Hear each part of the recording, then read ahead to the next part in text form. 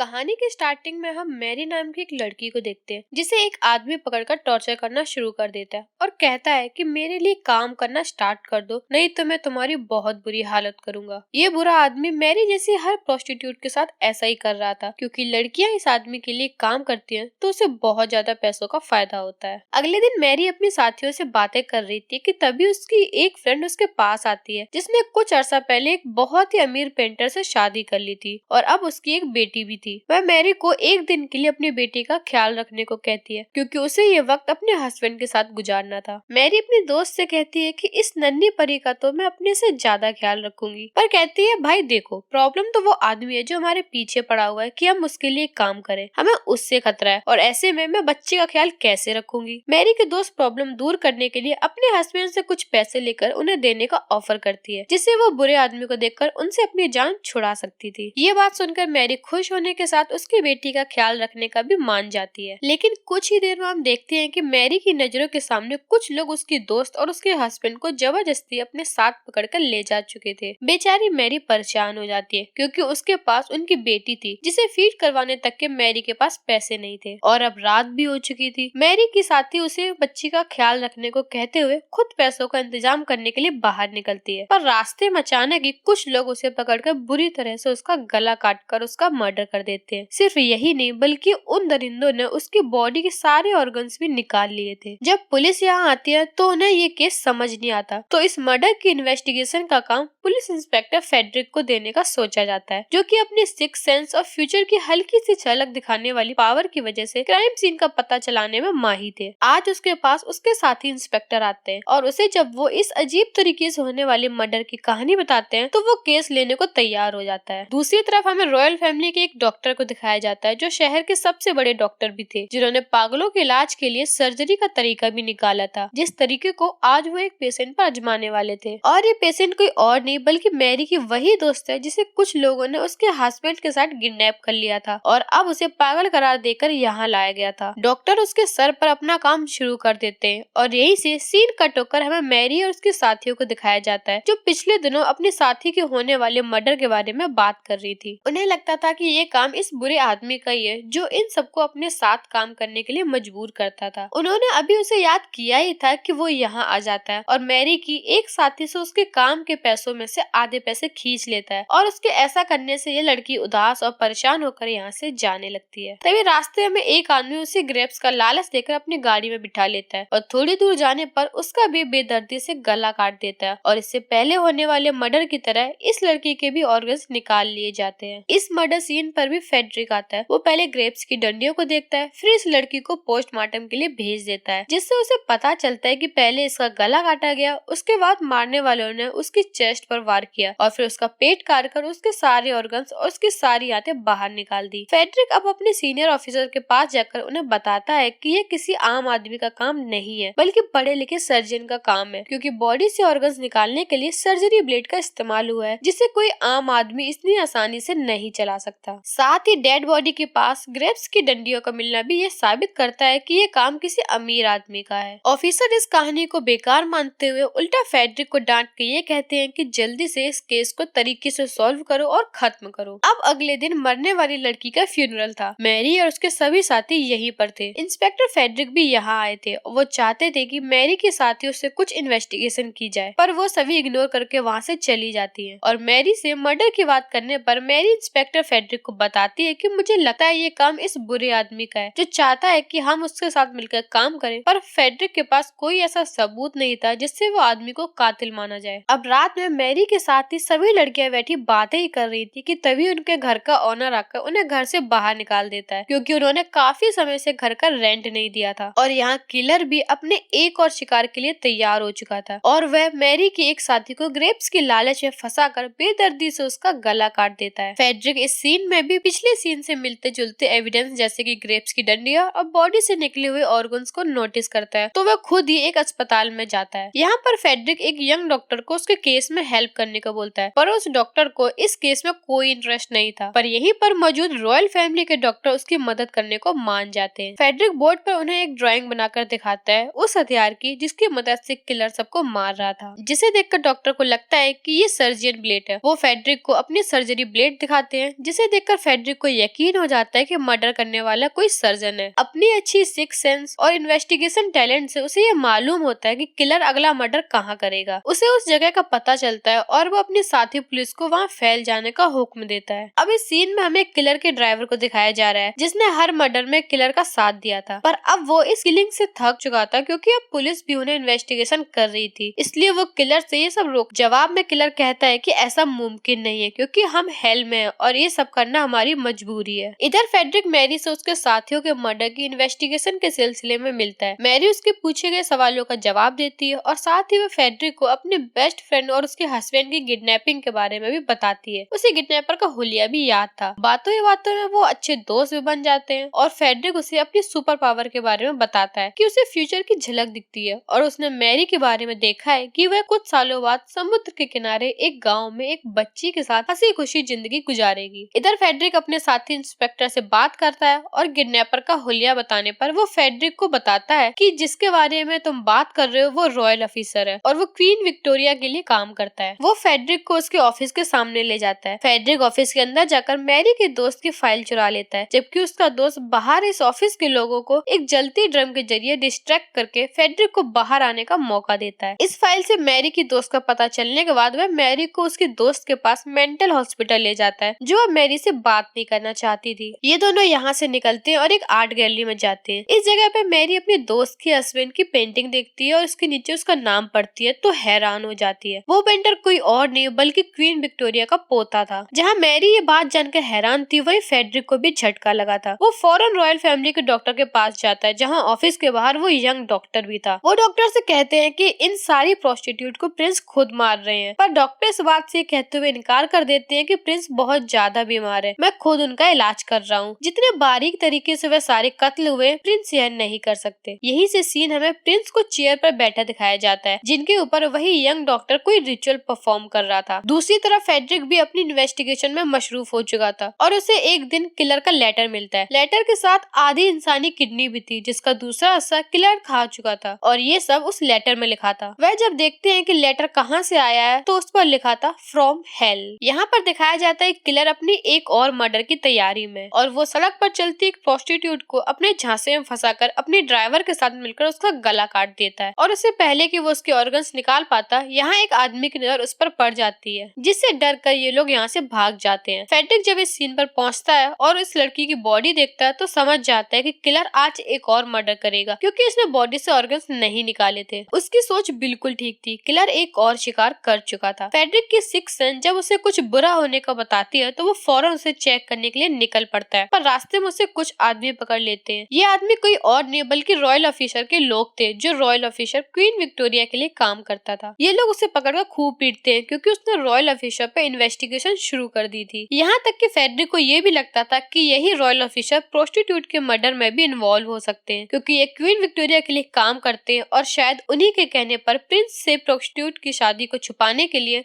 उनकी शादी में आए सभी प्रोस्टिट्यूट को मार रहे होंगे। फेडरिक को मार पीट कर ये लोग उसे यही छोड़ जाते हैं और फिर वही हिम्मत करके उठता है और दूसरे मर्डर तक पहुंचता है। यहाँ इस बार उसके सीनियर भी आए थे। किलर ने इस लड़की को मारने के बाद दीवार पर लिखा था कि इन सारे मर्डर के पीछे जूइश यानी कि यहूदी नहीं है। जैसे पहले इस मुल्क में रहने वाले लोगों को लगता था कि सारे मर्डर्स के पीछे यहूदी है और उनको खत्म करने के लिए लोग सड़कों पर निकल जाते थे। यहूदियों की जानों को खतरा हो चुका था और वो घरों में बंद होकर रहने लगे। फेडरिक के सीनियर ऑफिसर उसे दीवार से सब मिटाने को बोलते हैं, पर वो ऐसा नहीं करता क्योंकि ऐसा करने से यहूदी के खिलाफ दोबारा से हंगामा हो सकते थे। अपने सीनियर ऑफिसर का ऑर्डर न मानने पर उसे आखिरकार नौकरी से हाथ धोना पड़ता है और वो घर पर बैठ जाता है। कुछ दिन गुजरते हैं और एक दिन उसे विजन आता है कि किलर अब मैरी को मार रहा है। वो मैरी की जान बचाने के लिए उसके पास कुछ पैसे और एक लेटर भिजवाता है, जिसमें लिखा था कि वो इस शहर को छोड़कर दूर चली जाए। फेडरिक का विजन काफी हद तक ठीक था, क्योंकि हम देखते हैं कि किलर के ड्राइवर ने अब मैरी का पता चला लिया है, क्योंकि वो मैरी को ही अपना अगला शिकार बनाने वाले हैं। इस विजन के बाद फेडरिक दोबारा रॉयल डॉक्टर के पास आता है और उन्हें बताता है कि मुझे लग रहा है जो कोई भी मर्डर कर रहा है वो क्वीन विक्टोरिया के लिए काम करता है और प्रिंस की प्रोस्टिट्यूट से शादी की खबर को छुपाने के लिए उसकी शादी में आए सभी प्रोस्टिट्यूट को मार रहा है। फेडरिक अब डॉक्टर से सवाल करता है कि आप भी क्वीन के पुराने आदमी हैं, क्या आपको उन्होंने प्रिंस की शादी छुपाने की ऑफर नहीं की? यह बात सुनते ही डॉक्टर गुस्से में आ चुके थे और गुस्से में उनके मुंह से फेडरिक के सामने सारी सच्चाई निकल जाती है कि असल में वही क्वीन विक्टोरिया के लिए काम कर रहे हैं और उन्होंने प्रिंस की शादी की खबर छुपाने के लिए मर्डर भी किए हैं। सिर्फ यही नहीं, उनके 3 साथी भी थे, यंग डॉक्टर, फेडरिक के सीनियर और एक रॉयल ऑफिसर जिसने मैरी के दोस्त को मूवी के स्टार्ट में किडनैप किया था। इससे पहले कि फेडरिक गोली चलाता, डॉक्टर का दूसरा साथी पीछे से हमला करके फेडरिक को बेहोश कर देता है। रॉयल डॉक्टर मैरी की कत्ल करने के लिए निकल जाते हैं, जबकि बाकी साथी फेडरिक को मारने में लग चुके थे। यंग डॉक्टर उसे मारने के लिए पॉइजन वाला इंजेक्शन भर रहा था। इससे पहले कि इंजेक्शन फेडरिक को लग जाता, फेडरिक बहुत हलचल मचाता है और इन सब में वह इंजेक्शन खुद ही यंग डॉक्टर को लग जाता है और रॉयल ऑफिसर चलती गाड़ी से गिर जाता है और इस सब का फायदा उठाते हुए फेडरिक भी गाड़ी से निकलकर अपनी मैरी को बचाने के लिए भागता है। पर इससे पहले कि वो मैरी को बचाने के लिए पहुंचता, रॉयल डॉक्टर मैरी को बुरी तरीके से मार चुके थे। इस जगह पर सीनियर ऑफिसर भी आ गए थे और वो गुस्से में उनसे पूछता है कि मुझे वो डॉक्टर कहाँ मिलेंगे। सीनियर ऑफिसर उसे कुछ नहीं बताता है, बल्कि उल्टा उसे धमकाते हैं कि अगर तुमने उल्टा सीधा कुछ भी करने की कोशिश की तो मैं तुम्हारे साथ बहुत बुरा होगा। बेचारा फेडरिक जो गम में डेड बॉडी के पास पहुंचता है तो वहां जाकर उसे पता चलता है कि जिस लड़की का मर्डर हुआ था वो मैरी नहीं थी। एक दिन पता चलाने पर फेडरिक को एक शॉपकीपर मैरी का एक लेटर देता है जिसमें लिखा था कि वह गांव चली गई है, उसके साथ उसकी दोस्त की बेटी भी है और अब से उसकी जिंदगी का मकसद सिर्फ उस बच्चे को पालना है। सीन कट होकर हमें क्वीन विक्टोरिया को दिखाया जाता है जो गुस्सा हो रही थी क्योंकि उन्होंने डॉक्टर को उन लड़कियों को मारने का हुक्म सिर्फ इसलिए दिया था ताकि प्रिंस से प्रोस्टिट्यूट की शादी की खबर आगे न फैल पाए। लेकिन लॉयड और उनकी एजेंसी के कुछ लोगों ने मिलकर उन लड़कियों की ऑर्गन्स निकालकर रिचुअल परफॉर्म करना शुरू कर दिए थे। लॉयड क्वीन विक्टोरिया से इस चीज की माफी मांगते हुए उन्हें बताते हैं कि क्वीन विक्टोरिया का काम भी पूरा हो चुका है, प्रिंस और प्रोस्टिट्यूट की शादी के सारे सबूत मिट चुके हैं। क्वीन ये जानकर बहुत खुश होती है और उनका शुक्रिया अदा करती है, जबकि दूसरी तरफ पुलिस डॉक्टर को भी पकड़ चुकी थी और उन्हें कोर्ट लाया जाता है। पर कोर्ट में डॉक्टर अपने किए की माफी नहीं मांगते। उनके इस एक्शन से उन्हें लगता है कि डॉक्टर पागल हो चुके हैं और उन्हें सजा दी जाती है कि उन्हीं के निकाले गए पागल लोगों के तरीके के एक्सपेरिमेंट में अब उन्हीं पर किए जाएं। कहानी सालों आगे बढ़ती है और हमें दिखाया जाता है कि मैरी अपनी दोस्त की बेटी के साथ समुद्र के किनारे एक छोटी सी घर में रहती है। ये बिल्कुल वही विजन था जो फेडरिक ने काफी सालों पहले मैरी के लिए देखा था। अब इस सीन में फेडरिक के घर उसका साथी उसे जगाने के लिए आता है, लेकिन यहाँ आकर उसे पता चलता है कि फेडरिक मर चुका है। फेडरिक के हाथ में मौजूद उन 2 सिक्कों से ये पता चल चुका था कि उसने अपनी वाइफ के गम और मैरी की याद में सुसाइड की है। फेडरिक का दोस्त उसके सिक्के उठाकर उसकी आंखें बंद करके उसकी आंखों पर रख देता है और इस सीन के साथ ही कहानी यहाँ पर खत्म होती है। अगर आपको मूवी पसंद आई हो तो मूवी को लाइक और चैनल को सब्सक्राइब कर ले।